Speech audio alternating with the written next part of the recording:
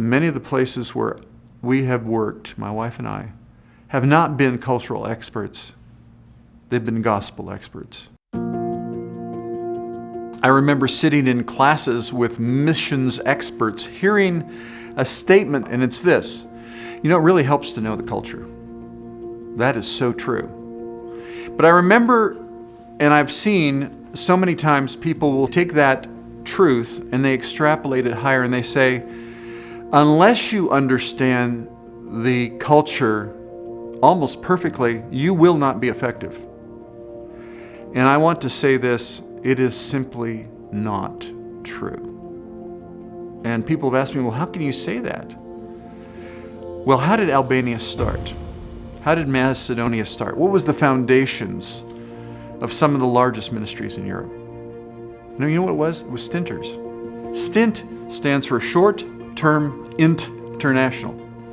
And it's a 1-year to 2-year program that Campus Crusade has had since the early 90s.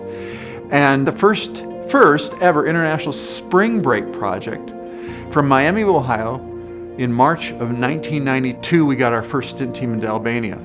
And I want you to know, from 92 to 94, when we had over 5,000 people receive Christ, the team was mainly made up of stinters. And you know what? Culturally, they were ignorant. Ignorant. How did they found and lay the foundation of one of the strongest ministries in all of Europe today? When, in April of 1991, there was only 16 known believers in the entire country that any missionary group knew about. So how did stinters get so effective?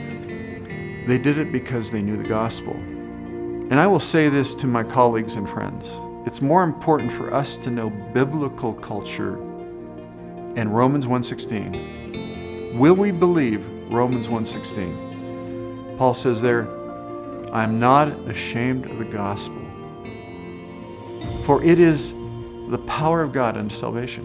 Do we really believe it? During that spring break, there was an amazing thing that happened.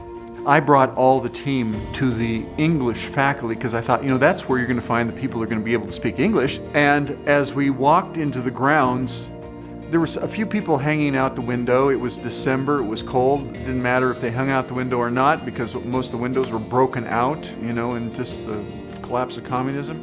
And as they looked down, they realized by our dress, we're Westerners.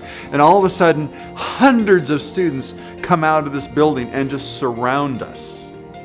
All of a sudden, they're just literally, I'm looking at the faces of some of the girls and they're just like in shock. I mean, it looked like deer in the headlights, like we're going to be stampeded to death. Literally, it was like that. And as they came out, said, anybody here want to know about Jesus? Oh yeah, I do. It's like later that night as we came in and I was talking to the team from Miami, Ohio, I said, Tracy, Denise, what happened to you? She says, I don't know. We just shared with group after group after group after group. He says,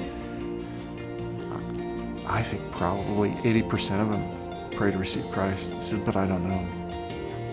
And I said, is that like anything you've ever experienced? I said, no. And we have seen that happen in country after country after country. And the foundations of many of the places where we have worked, my wife and I, have not been cultural experts. They've been gospel experts. They understand Scripture. They understand what the core of the gospel is, which is not about us. And when we're an expert of that, yeah, it helps to know the culture, but it is not prerequisite.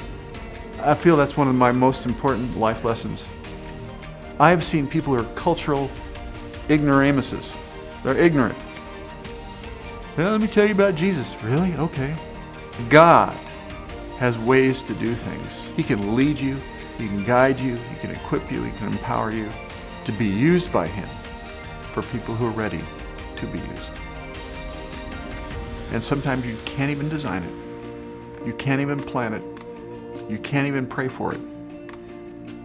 But God does it.